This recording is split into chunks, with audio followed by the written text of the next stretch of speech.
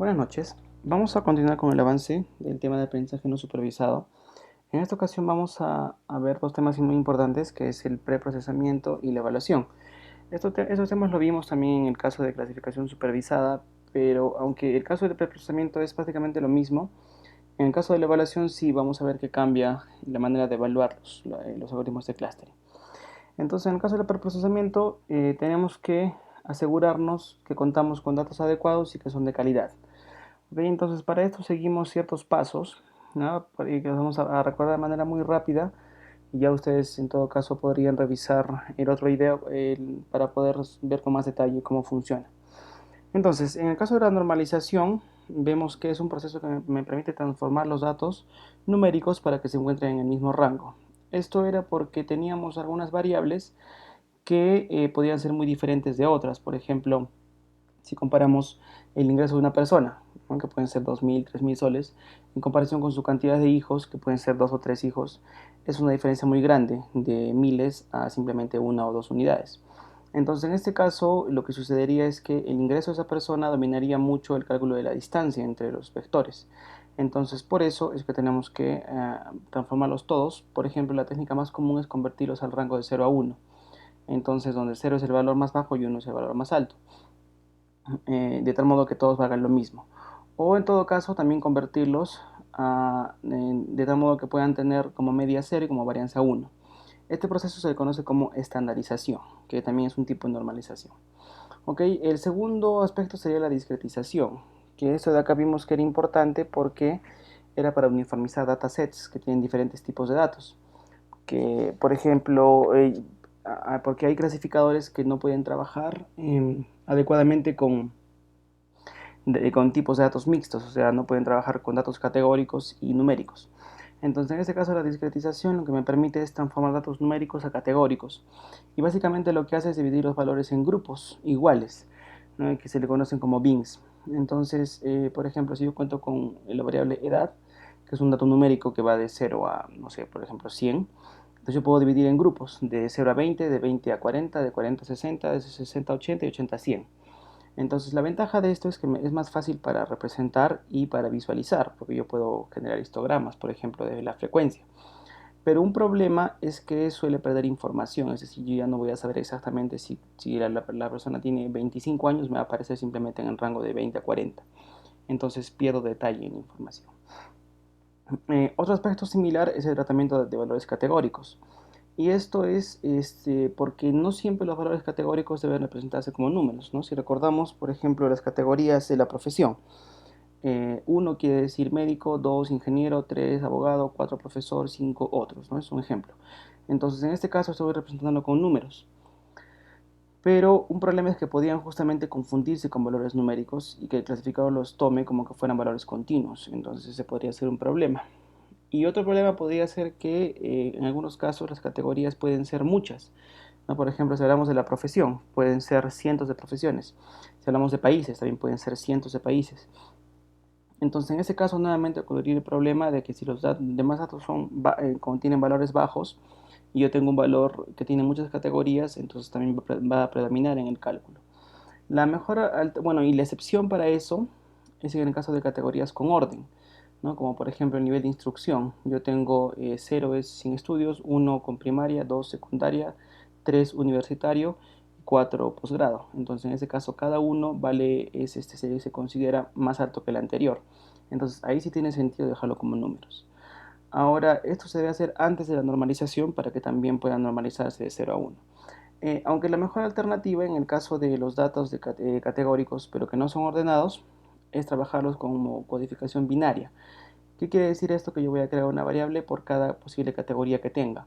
Entonces, si tengo, por ejemplo, el sexo, lo presentaría como la variable femenino y masculino, donde las personas que son femeninas tienen 1 en femenino y 0 en el otro, y viceversa con el caso de masculino. Si tengo, por ejemplo, profesiones, entonces tendría 1 para los que son abogados, tendrían 1 en la variable abogado y 0 en las demás. Los que son médicos, 1 en la variable médico y 0 en las demás, y así por el estilo. Entonces, eso también ya, la ventaja es que ya están normalizados entre 0 y 1. No tengo que preocuparme por un proceso de normalización posterior a este. El siguiente tema es tratamiento de valores duplicados y faltantes. Si recordamos, hablamos que los datos pueden ser, en algunos casos, pueden ser que no disponga de toda la información, que no esté disponible. Por ejemplo, yo de repente tomo una encuesta para saber información de las personas y las personas no han querido darme su información. De repente de 20 preguntas que le hice no me quiso responder a 2 por algún motivo o simplemente no conoce la información. Entonces la pregunta es, ¿qué debo hacer en ese caso? Si solamente me falta una variable de 20, ¿debería eliminar todo el dato, a eliminar a esa persona? O en todo caso, de repente es mejor que utilice un valor promedio o un valor más frecuente, ¿no? Entonces es una manera de tratar los datos. Ahora, si tengo 20 variables y me faltan 18, entonces mejor elimina a la persona. Depende de cada caso. Y por otro lado, los datos duplicados es cuando yo para dos personas ingresé los mismos datos. Entonces puede ser que me haya equivocado y le haya ingresado dos veces o en todo caso que realmente sean iguales. Entonces la mejor alternativa es eliminarlos porque no me va a mejorar el resultado de mi clasificador. Ahora, otro tema importante es el tratamiento y detección de outliers. ¿Ok? Los outliers, si nos recordamos, son valores atípicos, es decir, que son muy diferentes al resto de los datos. La desventaja de este tipo de datos es que degradan el desempeño, es decir, que al ser valores muy distintos, ¿no? Por ejemplo, tengo la ganancia de una persona, el sueldo mensual. Entonces, mientras que todos ganan entre 1000 y 3000, por ejemplo, una persona que gana 20.000 por mes, entonces me afectaría mucho el resultado. Entonces, en ese caso, lo mejor que puedo hacer es detectarlos y eliminarlos. Ahora, si recordamos lo que vimos más antes, habían dos maneras, un análisis por cada variable y un análisis global por todas las variables, por clase. En el caso del que sea por variable, puedo utilizar como técnicas el boxplot, que era un gráfico que me permitía detectar valores muy diferentes por cada variable, lo cual está amarrado con los percentiles. Entonces, yo lo que hago es separar, por ejemplo, el último percentil, que quiere decir las personas que tengan el sueldo que estén en los valores más altos de todos, yo simplemente las elimino. Y en el caso del análisis por clase, quiere decir analizar la distribución de las clases gráficamente, es decir, cuando un elemento está rodeado de elementos de otra clase, yo lo que puedo hacer es eliminarlo porque puedo asumir que es un error que esté ahí, entonces lo elimino también. Esa es la parte de outliers. Ahora, otra parte importante era la correlación entre características. Dijimos que esto ocurría cuando una característica depende de otra. Es decir, al variar los valores de una variable, varían también los de la otra porque tienen dependencia, ¿no? Por ejemplo, mientras que una persona sea más alta, probablemente pese más. Entonces de repente puede eliminar uno de los dos, aunque de repente no necesariamente sea así, entonces va a depender de los datos. De repente, mientras que una persona saque un préstamo con más valor, va a pedir más cuotas, entonces de repente solo me quedo con uno de los dos. Entonces, para hacer eso, básicamente lo que tenemos que hacer es usar diferentes técnicas. Ahora, la ventaja de hacer esto, de quedarnos con solo una de las dos, es que la otra que estoy eliminando no va a mejorar el poder de clasificación del modelo, es decir, la calidad de resultado, porque si ambas están correlacionadas, entonces no hay mejor discriminación en este caso. Y también lograremos bajar el tiempo de procesamiento. Ahora, entre las técnicas tenemos coeficientes de correlación, que hemos visto que era un número entre -1 y 1, que mientras sea más cercano a -1 o a 1, quiere decir que están correlacionadas positiva o negativamente, entonces idealmente tienen que ser cercanas a 0. O también técnicas como el análisis de componentes principales, que me permite determinar qué componentes son los que realmente me permiten clasificar adecuadamente. Y gráficamente, a través del uso de matrices scatterplot, que recordemos que eran matrices en las que yo comparaba todos los pares de variables posible, y aquellas variables que su gráfico tiende a formar líneas diagonales son aquellas que tienen una dependencia, es decir, una correlación entre ellas, y también debería de eliminarlas. Y por último, en la parte del preprocesamiento tenemos la parte de reducir la dimensionalidad. Y esto dijimos que ocurría porque normalmente trabajamos con datasets con muchas dimensiones, entonces es imposible visualizar. El objetivo de esta técnica entonces es transformar los datos a una dimensión más baja, ya sea 2 dimensiones o 3 dimensiones. Y esto, como una gran ventaja para el caso de clustering, nos va a permitir elegir el número de grupos para técnicas como K-means o Expectation Maximization, por ejemplo, que requieren saber esa cantidad. Entonces, realmente es muy útil las técnicas de reducción de dimensionalidad en el caso de clustering porque me permite saber esa cantidad o un aproximado por lo menos de la cantidad de grupos que existen. Yo puedo tener más clara en la cabeza la idea de cuántas clases están presentes, cuántos grupos. Ahora tengo diferentes técnicas que pueden ser clasificadas como lineales o no lineales.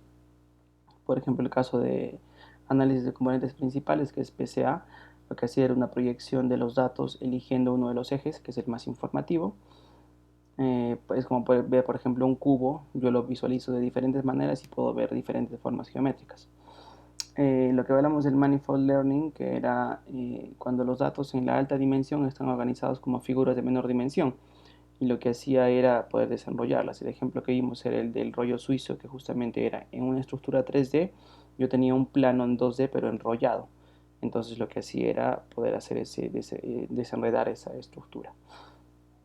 Ahora tengo técnicas como por ejemplo el caso de los mapas autoorganizados o SOM o mapa SOM.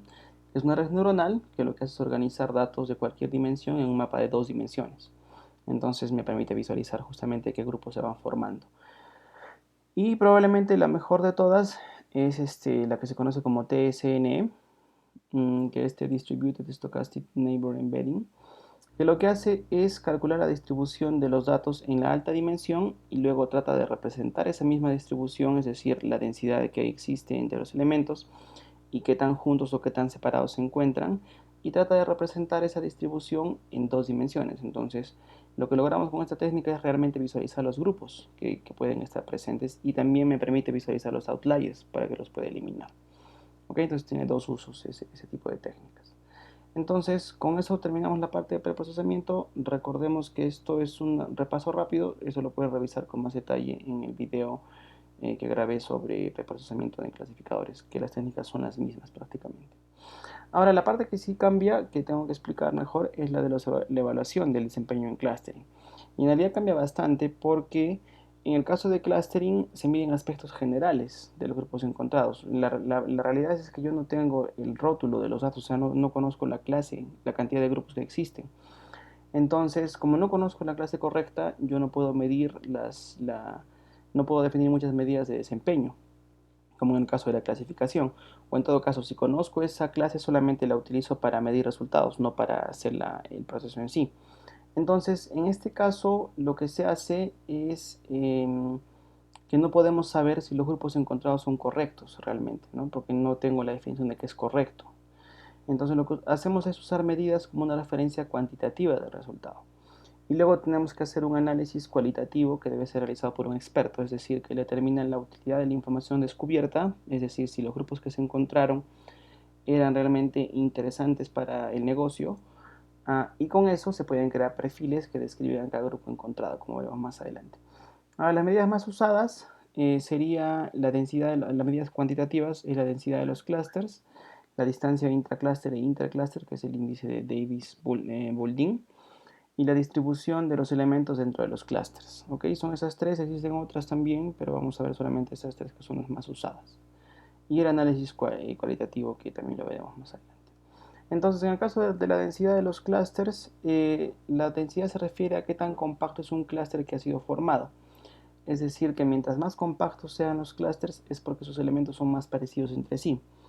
Y si recordamos, esta era la definición justamente que se utilizaba en el algoritmo K-means y en general de la definición de clustering, que decía que el clustering buscaba encontrar grupos cuyos elementos son lo más parecidos posible entre sí y lo más diferentes posible a los elementos de otros grupos. Entonces, eso recordamos que se llamaba la distancia intracluster, es dentro de los clusters, y la entre cluster es intercluster. En el caso de la densidad, lo que hacemos básicamente es tomar la distancia intracluster y sacamos el promedio. Entonces, la densidad de los clústeres se puede definir de la siguiente manera. Primero se calcula el promedio de la distancia de cada elemento XJ a su respectivo centroide, C sub i, dado que C sub i contiene un número T sub i de elementos. Entonces, lo que hacemos acá es simplemente hacer una resta, ¿no? para todo J que va desde i hasta T sub i, es decir, hacemos un paseo por todos los elementos del clúster CI, calculamos la diferencia entre el elemento XJ y el clúster al que pertenece, lo elevamos al cuadrado, y la suma de todas estas distancias de todos los elementos a su centroide, le sacamos la raíz cuadrada. ¿cierto? Entonces, y eso lo dividimos entre t sub i. Es decir, que el valor s sub i vendría a ser la distancia intraclúster del clúster i, ¿sí? Y luego sacamos el promedio de estas distancias SI para los K clusters. Entonces, al final esta densidad va a ser igual a sacarle el sumatorio desde I igual a 1 hasta K, calcular esta medida S sub I, y luego eso dividirlo entre la cantidad de clusters, ¿no? Que sería la cantidad K. Entonces, al final esta medida de densidad sería el promedio de la distancia intracluster para cada uno de los clusters. Esa es la densidad que recordemos que se refiere a qué tan compacto es un clúster. ¿Ok? Ahora, pero ese índice solamente se fija en la densidad de cada clúster, pero no se fija en qué tan separados están. Entonces, un índice un poco más completo es el índice Davis-Bouldin, que lo que hace es tomar en consideración las distancias intracluster, la distancia intercluster, y las mezcla para formar un solo número, una sola medida. Entonces, la pregunta son dos preguntas: ¿qué tan compactos son los clústeres encontrados? Y qué tan distintos son de otros clústeres, ¿cierto? Entonces, lo primero que hacemos sería calcular lo mismo en el anterior, que sería el promedio de la distancia de cada elemento de XJ a su respectivo centroide SI, que es la misma fórmula, que me daría el valor S sub I, que vendría a ser la distancia intracluster del clúster I. ¿Ok? Esa es la primera medida. Y la segunda, luego, es calcular la distancia mi, j entre dos centroides. Entonces, definimos esta medida mi, j simplemente como la resta entre los centroides, ¿sí? Y con estas dos luego vamos a medir, a combinarlas con tres pasos. Entonces, lo que hacemos es definir el ratio entre ambas medidas para cada par de centroides. Entonces definimos un primer ratio que sería I, J, que lo que hace es tomar la distancia intracluster del clúster I más la distancia intracluster del clúster J, dividido entre la distancia entre la distancia que existe entre ambos clústeres. Entonces este de acá sería un ratio que ya combina qué tan compactos son y qué tan separados se encuentran, ¿sí? Entonces, con esto la idea es de que yo pueda tener este valor que sea el más alto posible. Entonces lo que yo hago es encontrar el mayor de estos ratios para el centroide I, ¿no? Entonces yo comparo de todos los clústeres que pueda tener, yo calculo este valor, ¿no? Entre el clúster 1, por ejemplo, si fueran 10 clústeres, entre el clúster 1 contra los otros 9. Y de esos 9 yo me voy a quedar con aquel que me dé el ratio máximo. Es decir, me quedo con para definir este nuevo índice D sub I para el clúster I, voy a decir que es aquel que me dé el mejor resultado de la división entre la distancia intracluster e intercluster. Entonces yo me quedo con el mejor valor para cada clúster, que sería el D sub I, que vendría a ser el valor máximo del índice RI, J. Y luego, yo calculo eso para cada uno de los clústeres y me quedo con el valor promedio de ese para todos los clústeres, que sería finalmente el índice Davis-Bouldin, que lo que hace es sumar estos índices para los n centroides encontrados o los k centroides encontrados, y esto lo divido entre la cantidad.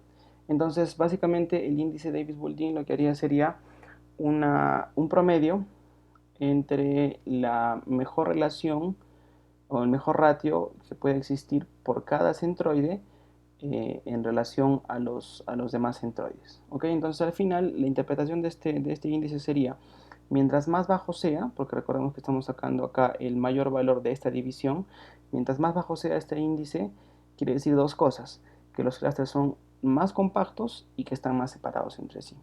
Entonces, toda esta combinación de fórmulas, que son estas 5 fórmulas, me va a dar al final un solo valor, que es el índice dB, que mientras más bajo sea, quiere decir que mi resultado se asemeja se asemeja más al valor ideal de la definición de lo que es el proceso de cluster. ¿Ok? Entonces, por eso es que están utilizado el índice Davis-Bouldin. Muy bien, y la última medida cuantitativa es la distribución de los elementos por clúster. Esto de acá es una medida estadística que no estoy colocando en las fórmulas porque es bastante largo, pero sí lo podemos calcular con herramientas como RapidMiner. Básicamente lo que hacemos con esta medida es fijarnos en cuán bien han sido distribuidos los elementos por cada clúster, ¿no? Entonces hacemos preguntas como: ¿todos los clústeres tienen el mismo número de elementos? qué clúster tienen muchos o pocos elementos, ¿no? Entonces, idealmente debemos buscar obtener clústeres que sean preferentemente uniformes, ¿sí? Entonces, mi resultado va a ser mejor si es que yo obtengo clústeres bueno, aparte de compactos, como es el caso del anterior índice, en este me fijo que sean clústeres con tamaños similares. Yo tampoco quiero grupos demasiado disparejos. Ok, entonces esta distribución se mide a través del índice llamado Gini o Gini Index, que es una medida de dispersión estadística. Entonces, que lo que hace es medir la desigualdad entre valores de una distribución. Y fue propuesto originalmente para medir la distribución de la riqueza entre habitantes de un país. Entonces, en realidad, como les dije, los cálculos son bastante complejos, por eso no los presento por falta de tiempo. Pero lo que nos importa saber acá es que la interpretación es que mientras este índice sea más cercano a 1, quiere decir que si tuviera un valor de 1, quiere decir que hay total equidad en la distribución de los datos, es decir, que todos los grupos contienen igual número, ¿sí? Entonces, ese sería el ideal. Y mientras más cercano sea a 1, quiere decir que hay total desigualdad en la distribución, es decir, que uno de los grupos tiene todos los elementos. Entonces, yo quiero evitar ese valor de 1. ¿Sí? Entonces, no, perdón, que hay un error. Mientras más cercano sea a 0 sería acá, perdón, vamos a corregir. Y mientras más cercano sea a 1, quiere decir que hay total desigualdad. Entonces, lo que yo quiero es tener un valor que mientras más cercano sea de 0, que es el valor de acá arriba, quiere decir que todos los grupos tienen igual número. ¿Sí? Entonces, en realidad no voy a conseguir, de repente no voy a conseguir un valor de 0, pero mientras más cercano, digamos 0.1, 0.05, ¿no? Mientras más cercano sea 0, va a ser una distribución más equitativa. Y debo de evitar por completo aquellas técnicas que me obtengan resultados en el índice Gini cercanos a 1. ¿Ok? Muy bien. Y por último, vamos a ver la parte cualitativa. Esta parte de acá no se hace de manera automática en RapidMiner, pero sí hay que hacerla porque es interesante. Entonces, los perfiles de clúster es algo interesante porque una vez que hemos tomado medidas cuantitativas sobre los clústeres obtenidos, que dijimos que eran referenciales, debemos hacer una interpretación cualitativa de los resultados. Entonces, hacernos preguntas como ¿qué tanto nos sirven los clústeres encontrados? ¿No? Pueden ser clústeres con tamaños muy similares, ¿no? En el índice Gini, o pueden ser clústeres muy compactos y muy diferentes a los demás, pero ¿qué tanto me sirven? Esa es la pregunta, ¿no? Entonces, y aparte, para saber qué tanto me sirven, tendría que preguntarme qué características principales tienen los clústeres encontrados, qué los hace diferentes y qué cosas en común son las que más resaltan. Entonces, estas respuestas tienen que ser respondidas por un experto, pero lo que hacemos nosotros es darles las herramientas para que puedan hacerlo. Y lo que tenemos que hacer son resúmenes sobre los resultados encontrados. Entonces, un proceso más o menos empírico, pero que funciona, es seguir estos pasos, ¿no? Para armar un perfil de clúster, lo que debemos hacer es calcular básicamente histogramas.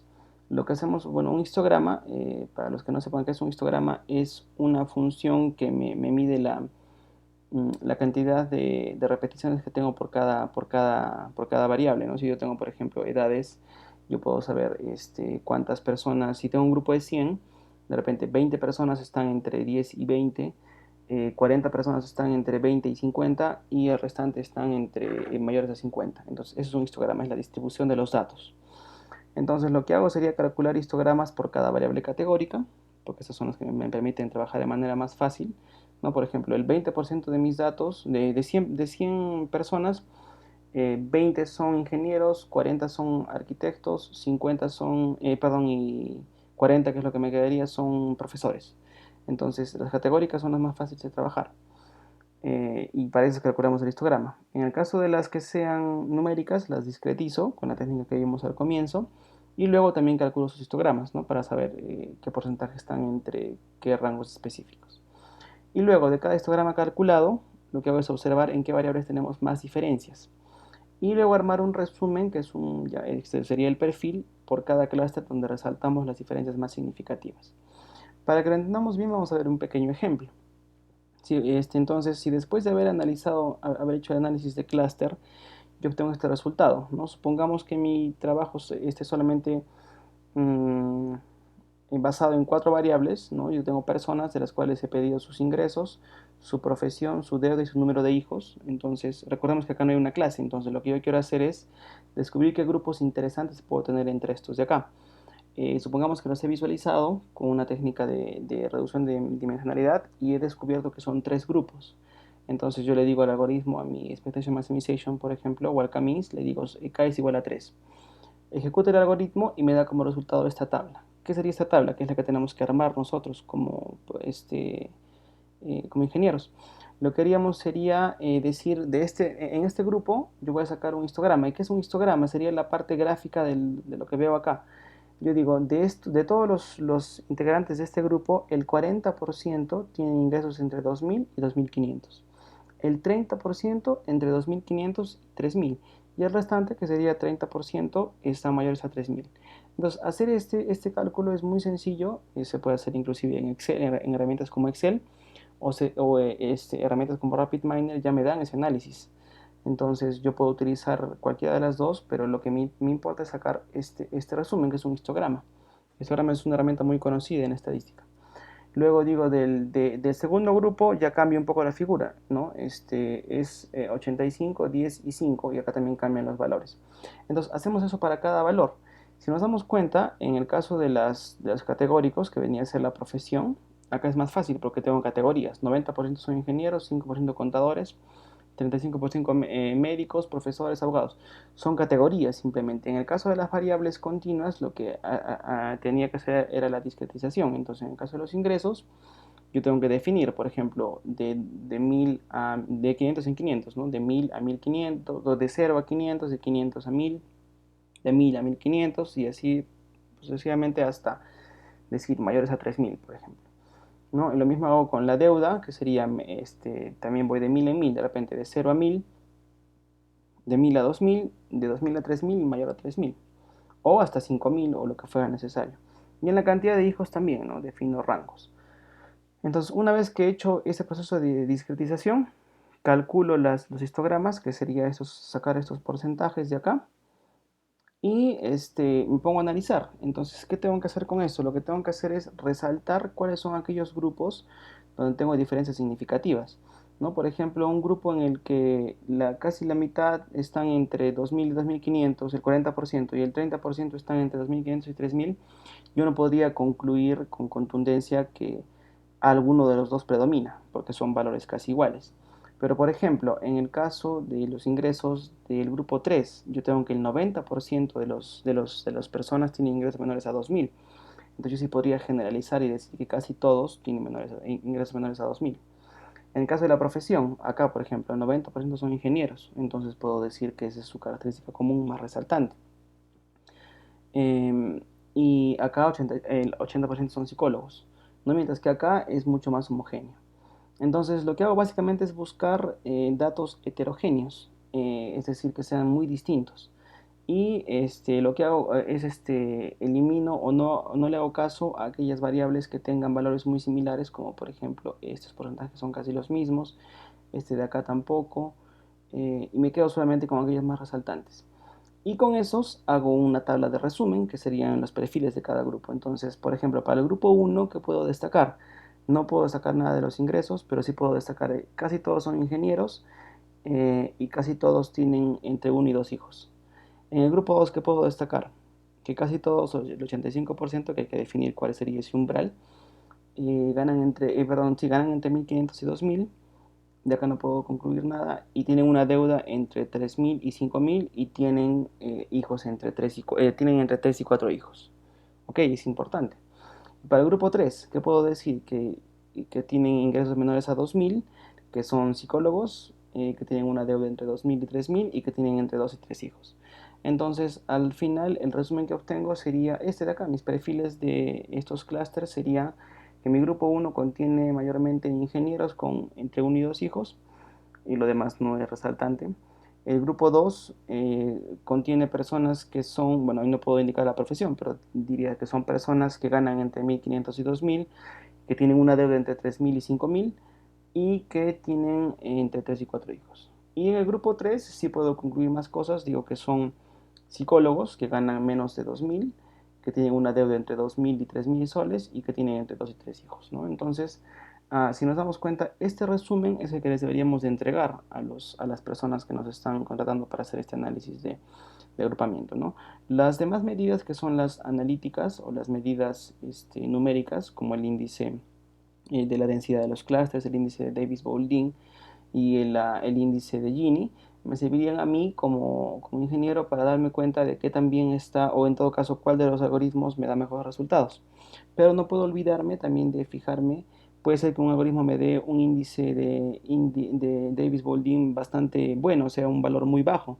Quiere decir que son clústeres muy compactos y más separados entre sí.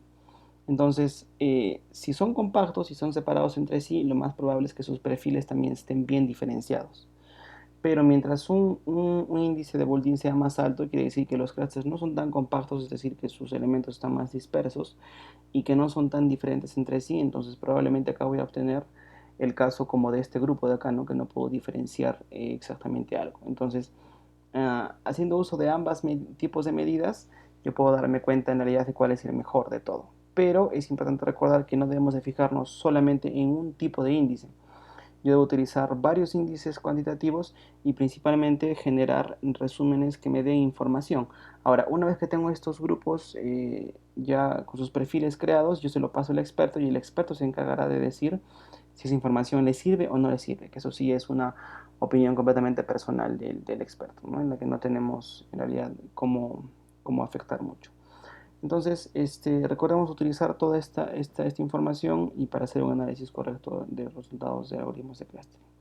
Ok, terminamos con eso. Gracias por su atención.